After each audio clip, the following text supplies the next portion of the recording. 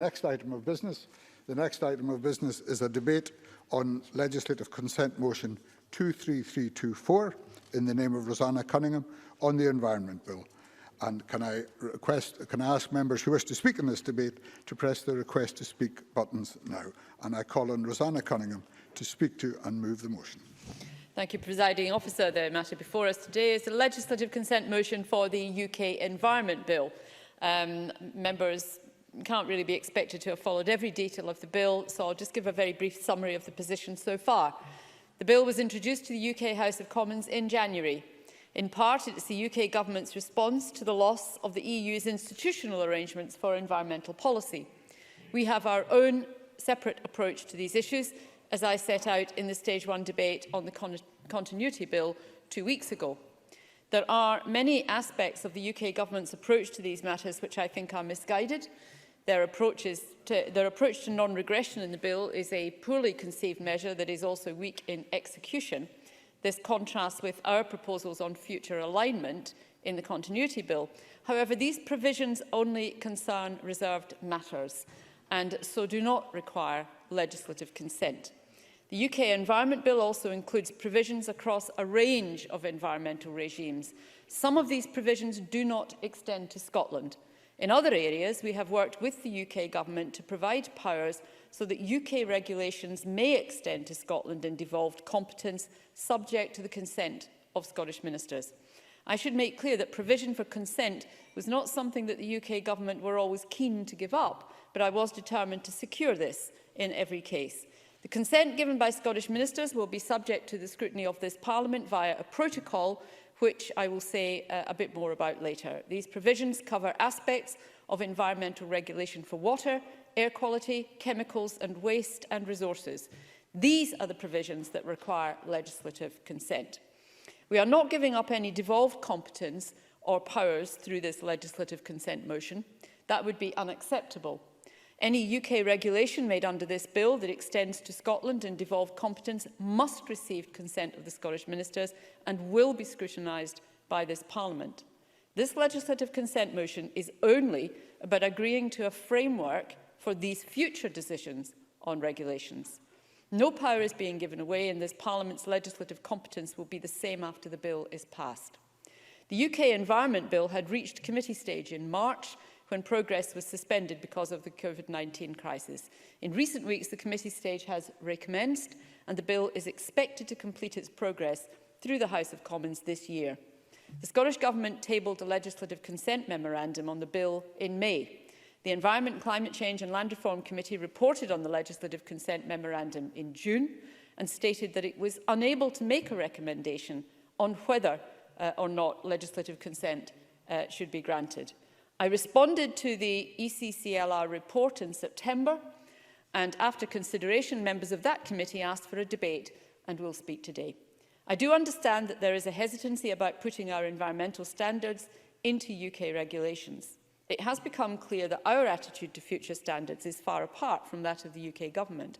However, I would reassure members that my priority remains to maintain or enhance our environmental standards, and I have made clear that we should align with future developments in EU standards wherever possible. I am proud of our environmental record in Scotland and our commitment to respond to the twin global crises of climate and biodiversity. Our natural world supports our well-being and our reputation as a nation.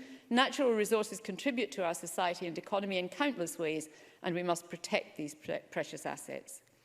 As I set out in my response to the ECCLR's report, the committee's report, I believe that there can be good, practical and pragmatic reasons for seeking to advance our environmental standards through UK regulations. In particular, there can be significant reductions in regulatory burdens through the use of UK regulations. In addition, they can be an effective way of dealing with cross-border issues and with complex interactions of devolved and reserved powers. However, I'm not advocating handing over control of our standards to the UK Government. Crucially, all of the regulation-making powers given to UK ministers that cover Scotland in devolved competence are subject to consent by Scottish ministers. I also appreciate that there are legitimate concerns that this process can be seen to threaten this Parliament's legitimate role in determining environmental law and standards in Scotland. Members will be aware that the new protocol governing scrutiny by the Parliament of decisions by Scottish ministers to consent to UK SIs affecting devolved matters is nearing final agreement. This will ensure that the Parliament is able to scrutinise ministers' decisions to consent to regulations such as under this bill. The protocol sets out proportionate measures so the Parliament can focus on key instruments. In particular, the protocol sets out provision for early engagement with the Parliament where there is a significant policy development that may lead to the use of UK regulation-making powers. I can reassure the Parliament that any proposals for significant new or reformed regulatory regimes under this bill would be subject to wide consultation, including discussion with the successor to the current committee. In conclusion, the UK Environment Bill will allow UK regulations to be made in devolved matters with the consent of Scottish ministers and with scrutiny by this Parliament in 4 areas where this is more effective or efficient than specific Scottish regulations. This will not impinge on devolved competence, and the new protocol will ensure appropriate scrutiny by this Parliament. I move the motion. Thank you very much. I now call on Gillian Martin on behalf of the Environment, Climate Change and Land Reform Committee. Thank you, Presiding Officer. As the Chamber will remember, the Environment, Climate Change and Land Reform Committee's report on this LCM stopped short of making any recommendation. MSPs will recall gave a statement on behalf of the committee as supply in June. The committee recognised that legislation was required to enable ministers to make regulatory provision in those policy areas previously in EU competence. But the committee felt it wasn't clear why this had to be UK rather than Scottish legislation, and we argued that provision via Scottish primary legislation would enable full Scottish parliamentary scrutiny and accountability of the legislative proposals and thus respect the devolution settlement. However, in a very detailed response to us, the Cabinet Secretary set out the circumstances under which Scottish ministers would consent to UK ministers exercising powers in these policy areas. They pointed to the reduction of regulatory burdens where there are shared objectives, where there is a complex mix of devolved and reserved issues, and where there are cross-border issues. The committee recognised that where Scottish ministers' consent is sought, the protocol agreed between the Scottish Parliament and the Scottish Government would apply. The protocol provides that the Parliament is notified and given 28 days to consider the Scottish minister's decision to consent to UK ministers exercising these powers. At the time of publishing our report, we felt strongly that there were limited opportunities for Scottish parliamentary scrutiny of UK legislation and its implementation. In particular, the committee repeated its concerns that they raised previously about the limitations of 28 days, as well as the fact that Scottish Parliament isn't given sight of the draft SIs to inform their scrutiny. Again, we received a welcome response from the Scottish Government agreeing with us that Parliament should have opportunities for scrutiny and we should have a significant role in scrutinising the hopefully limited occasions when UK ministers make legislative provision in Scotland. As a consequence, the Government revised the draft protocol so that Parliament will be consulted during the development of regulatory schemes delivered under powers provided in this bill. The committee has agreed to feed into the proposed 6-month review of the protocol. We think this is the right approach and we're content that we have been heard in this most fundamental of issues. The committee also recommended that measures need to be put in place as a matter of priority to ensure the devolution settlement keeps pace, constitutional reality for post-EU UK. In relation to common frameworks, the committee highlighted the point is also made in relation to the UK agriculture and fisheries bills that it is a fundamental requirement that the Parliament considers the legislative proposals relating to frameworks at the same time as the draft framework. We have not been given a satisfactory update on the development of common frameworks since the 26th of June 2019, and we continue to ask the UK Minister for the Environment to accept our invitation to provide an update on their development. The Scottish Government could provide no further information on these frameworks, but has said it continues to liaise with the UK Government in trying to ensure that they work for all 4 nations. But I must stress the point, though. It's exactly 7 weeks until the end of the transition period, and the committee still hasn't been given any detail on any of the frameworks. The sectors affected need clarity now, and indeed scrutiny of many of the statutory instruments before us is difficult when we have no detail on the common frameworks which underpin them. In the case of this bill, in relation to the policy provisions, the committee felt unable to make detailed comments as there was no policy to scrutinise. For example, in relation to chemicals, specifically on the replacement of the EU's chemical registration mechanism, UK REACH, we are very concerned at the lack of information. Many questions remain about its operation and a lack of alignment between the UK and EU REACH systems. We believe the lack of withdrawal terms between the EU and the UK government are at the root of this. And again, I stress, we are 7 weeks away from the end of the transition period. But we can't thank the Cabinet Secretary for providing us with the detail we require in this case, but we hope that the provision of the detail and common frameworks is a priority for both governments as we reach the end of that transition period. Thank you, Presiding Officer. Thank you very much. I now call on Liz Smith to be followed by Claudia Beamish. Thank you, Deputy Presiding Officer. As the Cabinet Secretary rightly said and the committee convener has just repeated, this LCM results from the UK's withdrawal from the EU in order to put in place the replacement legislation required for those frameworks previously provided by EU law and the repeal of the European Communities Act 1972. The UK Environment Bill is an enabling bill which provides both UK and Scottish ministers with powers reserved and devolved respectively to bring forward secondary legislation, and so clearly there are several implications for the devolved administrations. As has been mentioned, the Scottish Government and the committee were generally content with the principles of the bill and the fact that primary legislation will also be required, but clearly there were other issues about why that primary legislation would have to be made at Westminster rather than by Holyrood, even as the Scottish Government rejected, and it's been reiterated by the Cabinet Secretary this afternoon, that there has not been any undermining of the devolution settlement. There were, however, questions about the scrutiny process, something that is currently very topical in other aspects of this Chamber's business. The Brexit process, whether we voted for it or not, has shone an important light upon the political process and when primary and secondary legislation should be used, and also when affirmative and negative instruments should apply, a point that was being raised by key witnesses at the Finance Committee during Stage 1 evidence on the Continuity Bill.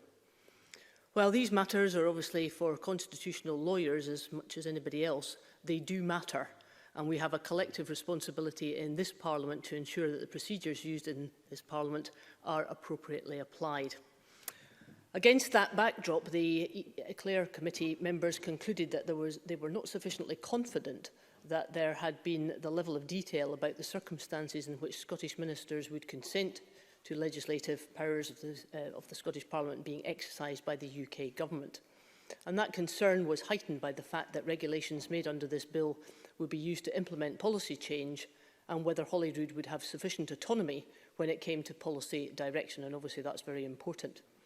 The committee quite rightly made the point that answering that question is dependent upon having full information on any governance arrangements, especially those relating to the common frameworks. There was unanimous agreement that there is a need for full clarity so that it is explicit where powers and devolved competence are to be delegated to UK ministers.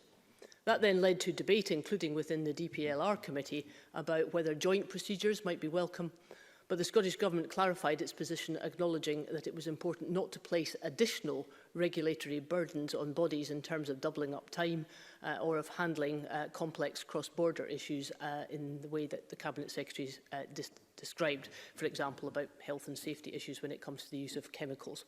So this LCM is very necessary, but the debate surrounding it exemplifies the difficulties and the complexities of the Brexit process on which all UK legislators are having to spend so much of their scrutiny time. So, Deputy Presiding Officer, can I just sum up by saying that we will be supporting this LCM at decision time. Thank you very much. I now call on Claudia Beamish to be followed by Mark Ruskell. Thank you, Deputy Presiding Officer. The scourge of Brexit and the distraction this creates from working on COVID-related matters and net zero and other issues for the future of Scotland makes it very time-consuming and a real frustration in committee work. However, There is an obligation on us to make sure that arrangements are the best they can be for the future of our environment and for as seamless a transition as possible. Scottish Labour is also clear that future regulation should be as closely aligned to the EU as possible for the sake of our environment, workers, businesses, and for good trade. As our convener Gillian Martin has outlined, the Eclair Committee made a decision not to make a recommendation in relation to the UK Environment Bill LCM.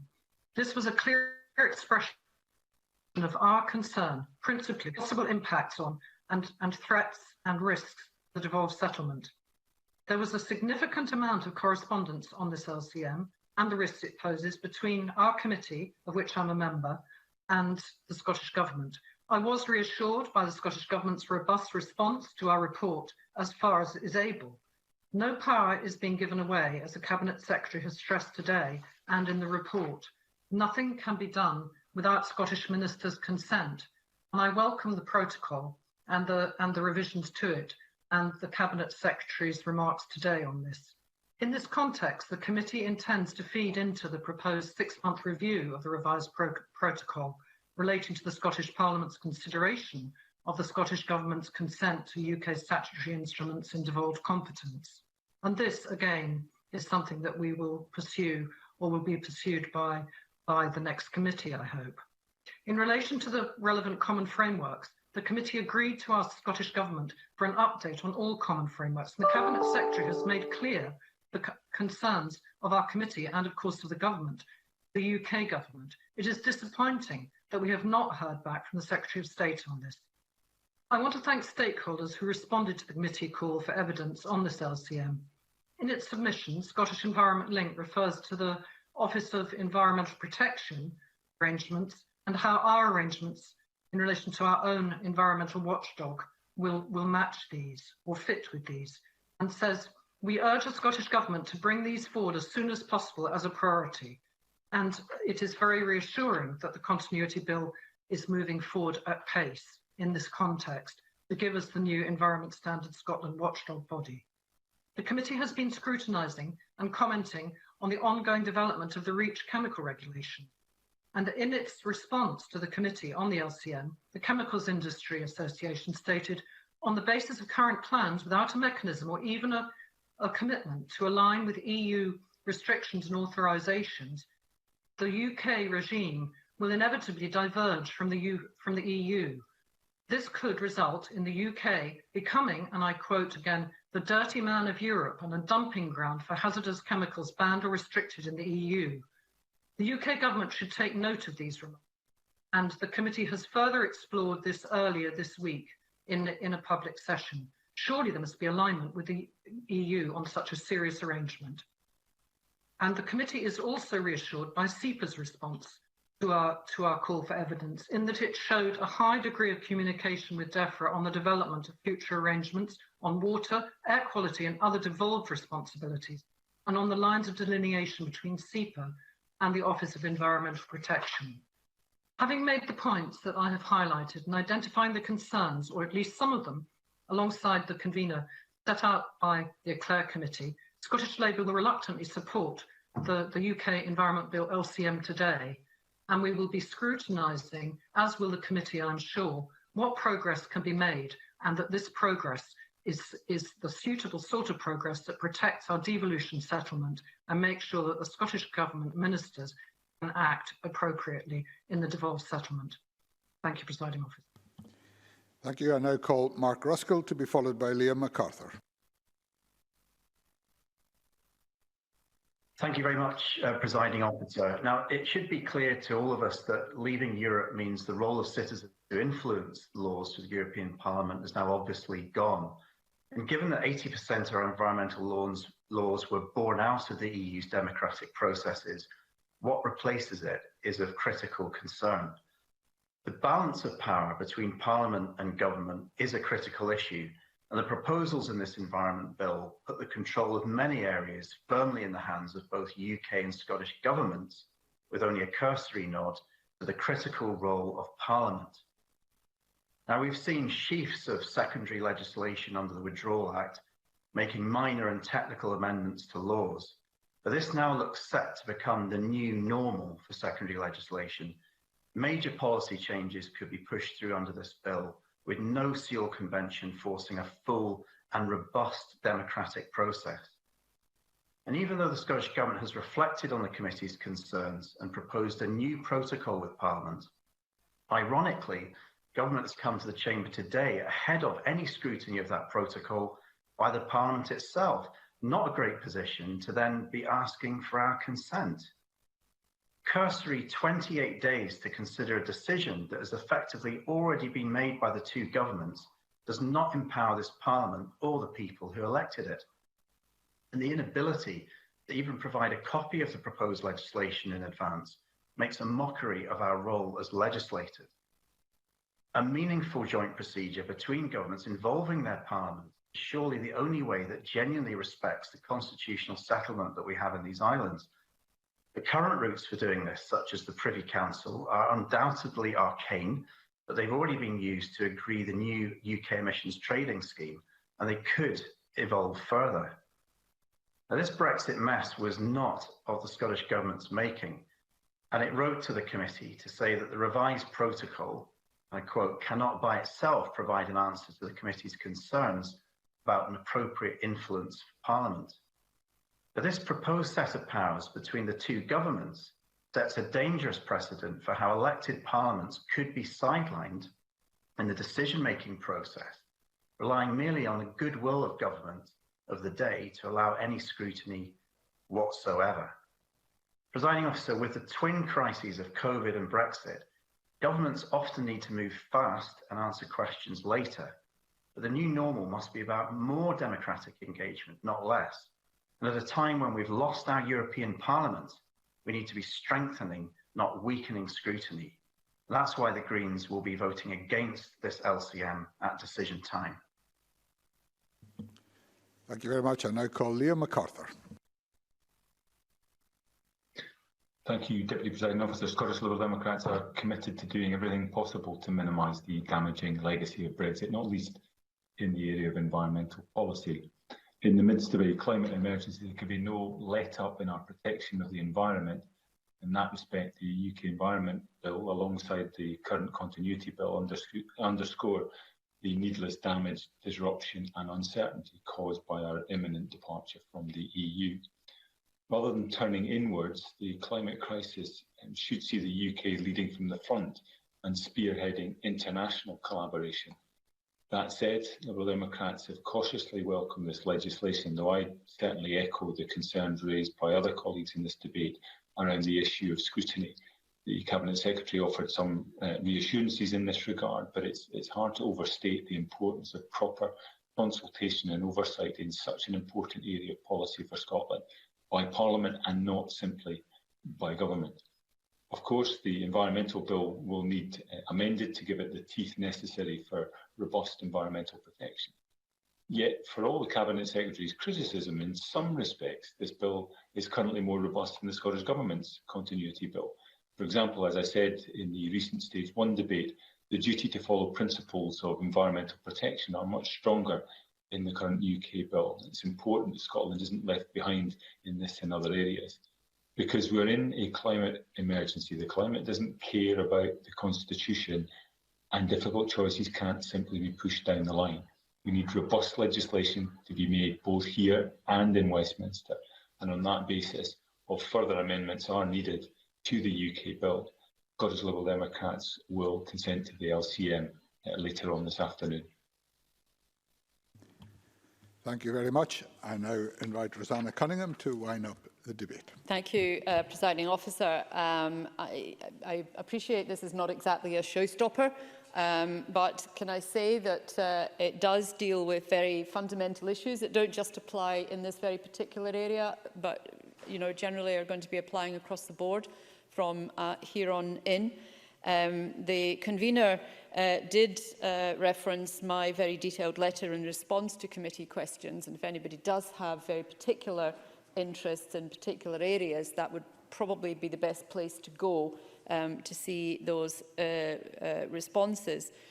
The issue of common frameworks has been a theme through a number of speakers, and I appreciate the frustration about the development of these. Indeed, I share the frustration about the development of these, because a lot of it has become caught up in the final stages of Brexit negotiations. Willy-nilly, they get pulled in and they become peripheral to a Brexit negotiation, which is not really about them per se, but they become part of that. And, you know, if you need an example, the UK, the issue around the emissions trading scheme is a prime example of how that can happen.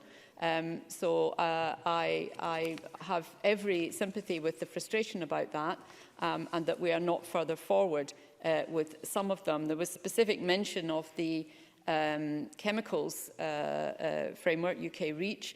There is a lot of detailed work to put the regime in place. Regulations have been notified to the Committee for consideration, and the Parliament has indeed recently consented to the fourth statutory instrument to establish a UK-wide system for the registration, evaluation, authorisation and restriction of chemicals. You know, we are making progress, but we're making it terribly slowly and not in the way we might have wished. A number of members, understandably, again, raised issues about the scrutiny process.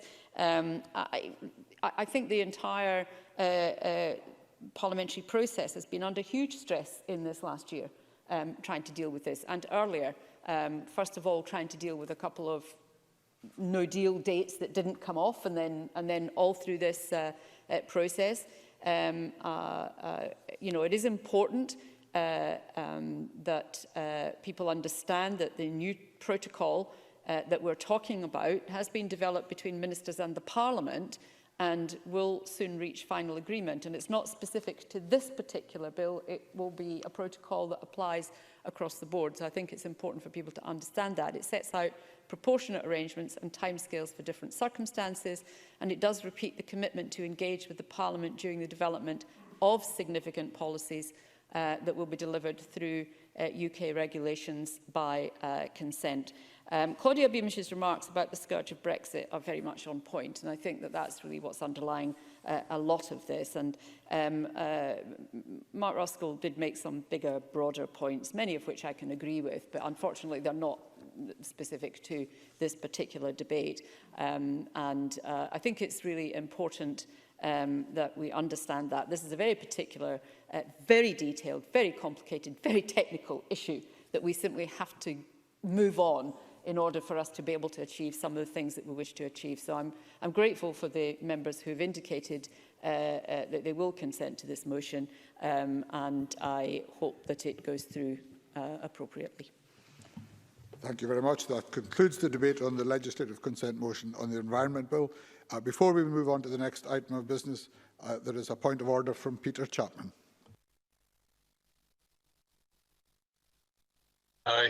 Thank you, Deputy Presiding Officer. Just to say that I failed to inform the Chamber of my register of interest prior to questioning Fergus Ewing earlier on this afternoon, and I do so now and apologise for forgetting to do so at the time. Thank you very much, Mr. Chapman. That is duly noted, and we will move on in a moment to the next item of business.